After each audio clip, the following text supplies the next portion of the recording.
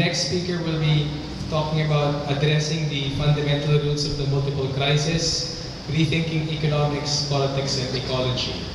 Mr. Demba Moussa Dembele is an economist, researcher, and writer, director of the African Forum on Alternatives, based in Dakar, Senegal.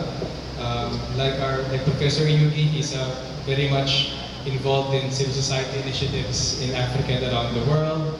And he is, for instance, constantly into research and training for activist NGOs and globalization. He is also the tallest participant in IFPRI, so you have to raise the mic for him. Mr. Demba Moussa.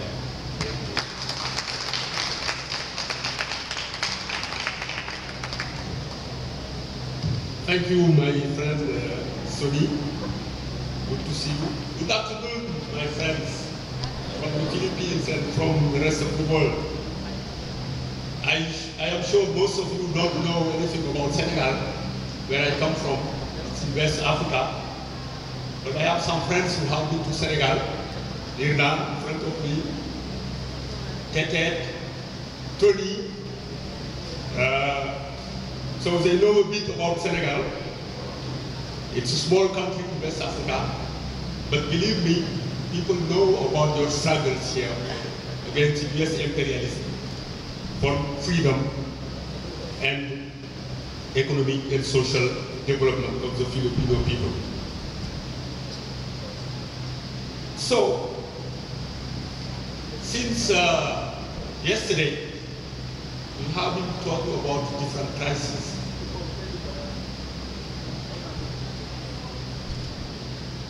Two years ago, Samir Amin, some of you know Professor Samir Amin, who's from Egypt, one of most prolific thinkers in Africa, in South, I should say, wrote a book whose title was Ending the Crisis of Capitalism or Ending Capitalism.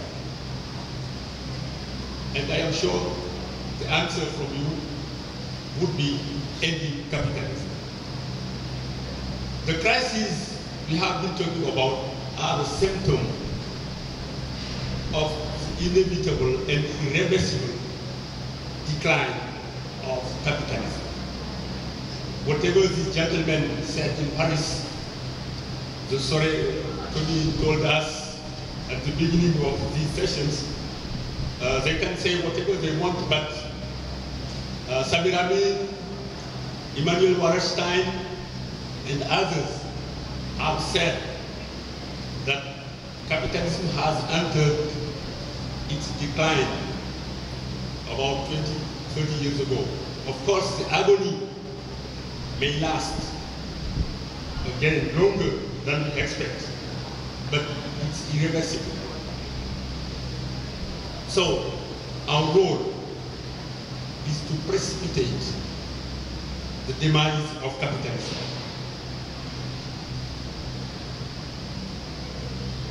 In our opinion, we should deepen the crisis of legitimacy of this system.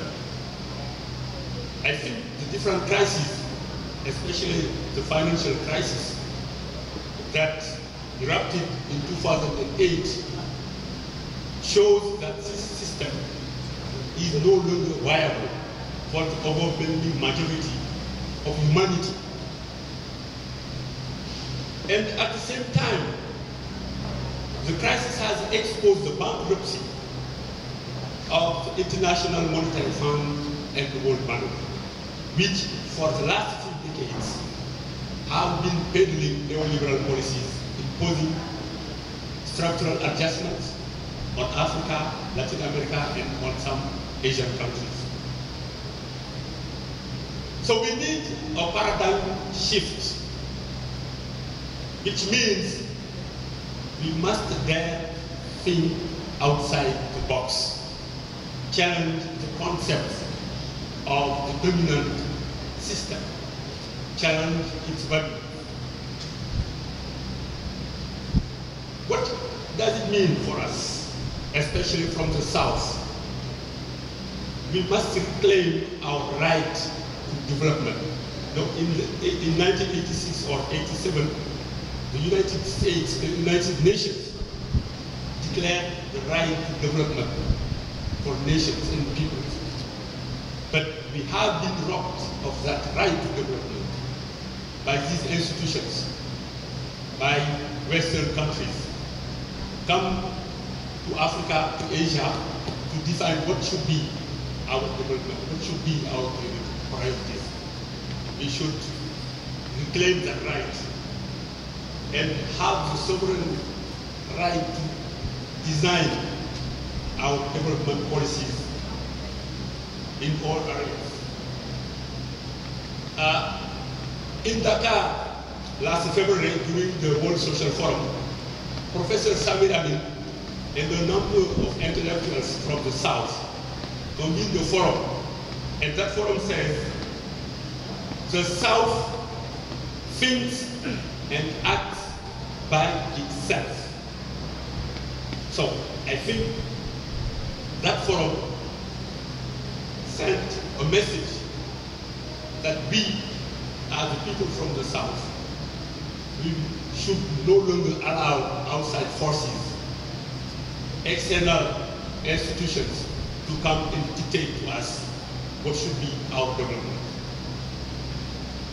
So development, the concept of development itself, we should rethink it. Because if you look at what these neoliberal institutions are saying, is that development is accumulation of growth. But growth for whom? Growth for whom? When they celebrate high growth in Africa, in other developing countries, because prices of commodities are high, they celebrate growth rates, but they never celebrate human development.